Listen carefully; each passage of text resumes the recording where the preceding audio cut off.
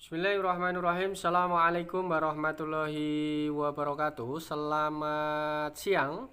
Hari ini kita kedatangan satu unit Vario 150 LED. Di mana kondisi permasalahan Honda Vario 150 LED ini radiatornya nyala terus. Jadi begini, ini sudah diisi air radiator penuh, kondisi normal.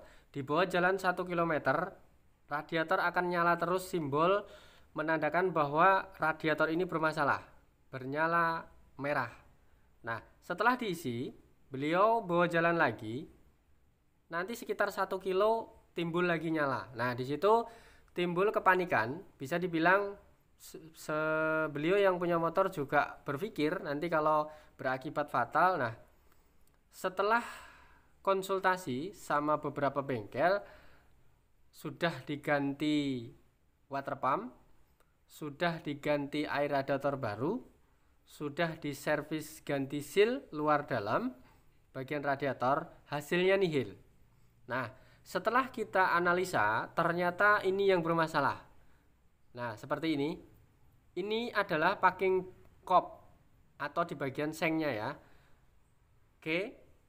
Kenapa bisa timbul packing ini yang bermasalah? Karena sistem kerjanya seperti ini.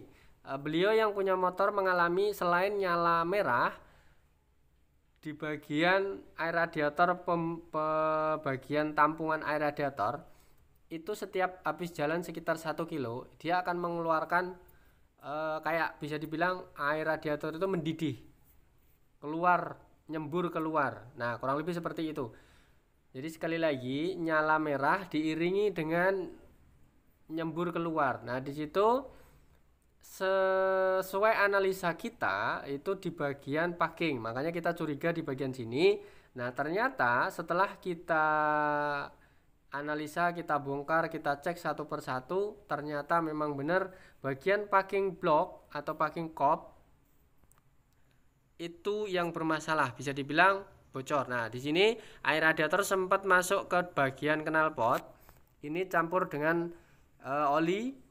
Olinya juga nggak begitu banyak, yang pasti banyaknya air radiator masuk ke sini, dan setiap parkir juga sekitar parkir 5 menit susah hidup. Nah, kurang lebih seperti itu. Oke. Sampai di sini bisa dipahami ya. Jadi radiator Vario 150 ini awal hidup itu normal. Nanti setelah jalan 1 km dia akan simbol dari radiator dia akan nyala merah, kemudian semakin panas. Nah, di situ akan timbul gelembung-gelembung air mendidih. Oke, solusinya selain ganti packing, kita ada kejanggalan lain. Kenapa packing bisa jebol? Kenapa packing bisa bermasalah seperti ini? Kalau nggak ada permasalahan lain. Nah, setelah kita analisa lebih jauh, ternyata bagian kop ini ya, namanya permukaan kop ini ada yang melengkung. Nah, solusinya seperti ini. Kita amplas rata-rata di bagian katakanlah ini permukaan yang rata ya, bisa ambil permukaan kaca ataupun kita mengambil sampelnya adalah keramik, karena keramik ini rata. Oke. Sampelnya seperti ini, cara mengamplasnya seperti ini. Nah, mungkin ada pertanyaan teman-teman, kenapa harus diamplas, kenapa bisa melengkung, bla bla bla bla. Nah, sedikit kita penjelaskan bahwa mungkin analisa kita mungkin ini ada pernah mengalami beliau telat air radiator. Nah, di situ akan mengalami panas yang berlebih. Nah, yang pada akhirnya bagian kop atau blok ini permukaannya akan melengkung karena panasnya berlebih tanpa ada pendinginan dari air radiator. Nah, di situ mulai timbul melengkung, akhirnya kompresi bocor. Nah, nyemburlah, masuklah kompresi yang bocor ini ke bagian air radiator, dan air radiator setelah terkena semburan dari kompresi ini akan mengikuti keluar dan timbullah di situ mendidih. Di situ akan kompresi susah hidup, hidupnya bermasalah dan seterusnya. Oke. Kembali ke pengamplasan, ini tujuannya untuk memperrata. Jadi nanti bagian kop sama blok kita amplas semua, dua-duanya. Setelah tersentuh dengan kondisi amplas,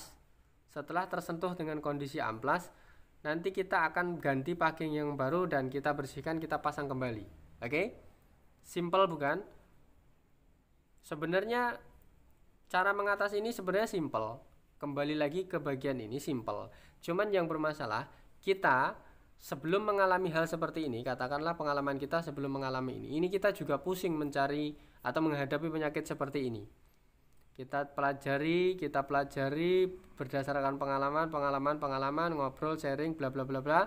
Akhirnya ketemulah penyakitnya ini dan kita telusuri, ternyata memang benar yang bermasalah itu adalah blok atau kopnya melengkung. Nah, di situ kadang orang yang sudah membongkar fokusnya ke bagian packingnya aja. Di bagian packing sudah diamplas segala macam, ganti yang baru, beres. Logikanya pasti nanti nggak akan ada masalah.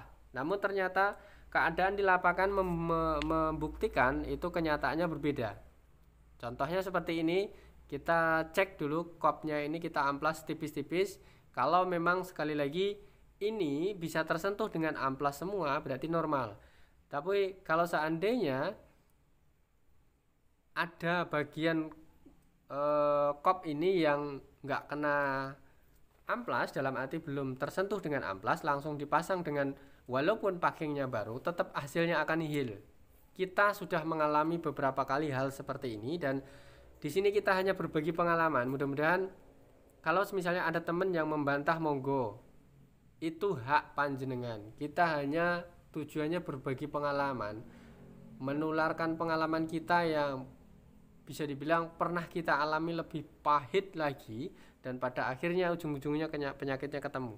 Di situ benar-benar sesuatu yang wah banget, bisa mengatasi penyakit-penyakit yang kita sendiri yang menemukannya, jawabannya. Kurang lebih seperti itu. Nah, itulah kepuasan, kebanggaan seorang bengkel yang bisa menemukan sebuah penyakit dan akhirnya menyelesaikan dengan jawaban yang baik atau pasti. Di situ kita sebagai seorang bengkel akan benar-benar dan wah banget, rasanya plong banget kalau kita bisa menemukan suatu penyakit motor itu berdasarkan analisa kita. Oke? Sampai di sini bisa dipahami ya tentang kendala atau penyakit Vario 150 yang bermasalah di bagian radiator nyala terus setelah habis jalan sekitar 1 kilo. Kurang lebih seperti itu ya. Jadi kena panas sebentar dia akan nyala simbolnya, dan nyalanya itu kurang beraturan. Nah, nanti kurang beraturannya bagaimana kita akan terus cek terus.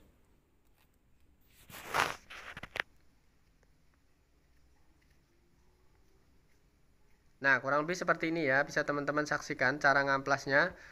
Memang harus nggak boleh ini ya, nggak boleh terlalu cepat karena resiko juga nggak maksimal. Sebenarnya amplasnya ini sudah diklaim jangan sampai kendor, cuman ya karena faktor pribadi, intinya sama, hasilnya juga sama, kita yakin hasilnya sama.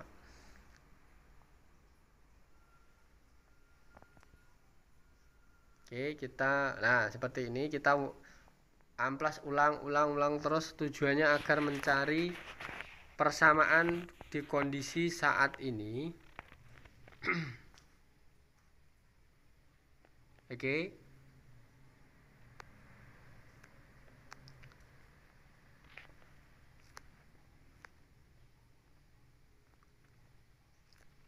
Nah, seperti ini masih ada sedikit-sedikit. Apakah ini lanjut terus atau kita istirahat dulu? Intinya mencari permukaan ini harus terkena kondisi amplas semua. Jangan sampai melengkung sedikit karena sebegitu rawannya motor matic ataupun motor yang menggunakan sistem radiator seperti ini. Jadi sedikit berbagi tentang sirkulasi air radiator. Setelah kita buka seperti ini,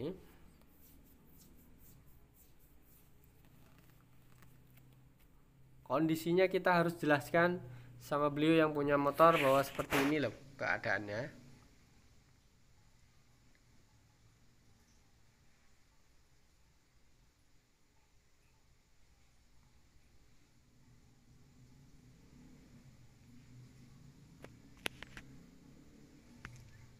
Oke, bisa dipahami ya tentang cara penggosokan blok kop yang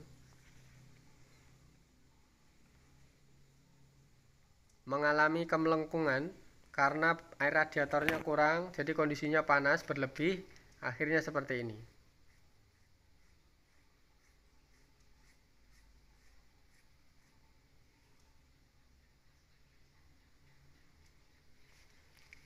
Nah, ini sudah kita rakit ya, intinya seperti ini. Jadi kita nggak sempat mervideo 100%, intinya sudah poin-poinnya aja.